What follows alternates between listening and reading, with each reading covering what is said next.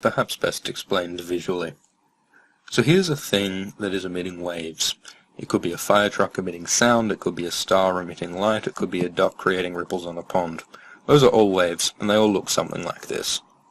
We see the Doppler effect happening when the thing that is emitting waves moves.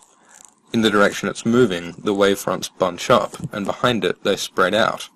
If our object is moving towards a stationary observer, these bunched up waves are observed at a high frequency, and if the object is moving away from a stationary observer, the waves are observed at a lower frequency.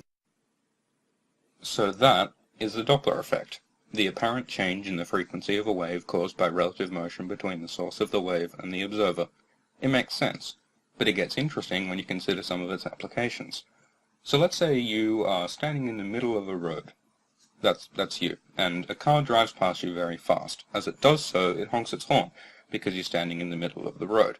The horn to you might sound something like this. So it starts at a high pitch and moves to a lower pitch, even though from the driver's perspective the horn is playing the same pitch the entire time. So what's going on? As the vehicle's coming towards you, the sound waves that it's emitting bunch up, and so are delivered to you at a higher frequency, which you interpret as a higher pitch, because the frequency of sound waves is pitch, and then when the vehicle passes you and is moving away from you, the sound waves spread out, and so you hear them at a lower frequency, a lower pitch. So that's how the Doppler effect works with sound. It also affects another kind of wave, light. Hey everyone, we're supposed to thrive and survive. You just got a little insight into what we're going to be talking about today, the Doppler effect and flat Earth. Meet Henry. There's Henry there. He's perplexed. Why is Henry perplexed? Well, Henry's perplexed for a couple reasons, but mainly because he doesn't understand what he just heard about the Doppler effect. You see, Henry is a recent graduate of a high-grade university, and however, even after learning all the trash that they threw at him, he realized that the Earth was not exactly spinning. He realized that it's a flat Earth and not moving.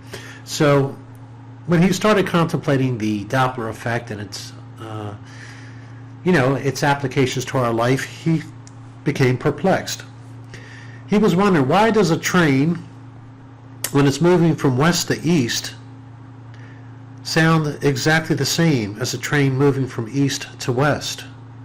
You see, because a train moving from west to east, its Doppler effect should be so diminished, in fact, that it would never happen on a train heading from west to east, because he and the atmosphere are turning away from the sound waves faster than they are traveling towards him. In fact, if a lightning bolt were to strike to the west of Henry, he should never hear the thunder, because the speed of sound is less than 800 miles per hour.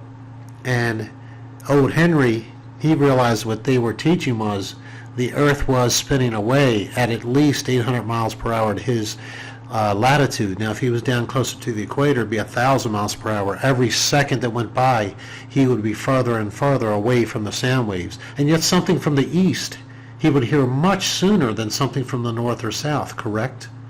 We don't witness this, do we? This is absolute proof that the Earth is not moving. Absolute proof. Find someone who can get around the Doppler effect. Not only does it work with trains, but it works with lightning, it works with anything else, because when sound is involved, there are certain principles and properties that just can't be changed. So, if you're moving away from something at 800 miles per hour, and it's traveling towards you at 790 some miles per hour, it will never catch you, will you? Well, you might get it on the other side of the Earth, but I think the sound would be too diminished by that time. So, anyway, just wanted to show you how the Doppler effect proves that the Earth is not spinning. So, Henry doesn't have to be perplexed. He knows he's right. He can totally trash the rest of the education he was holding on to.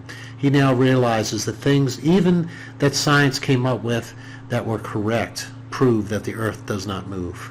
The Doppler effect. See if anyone can disprove that one.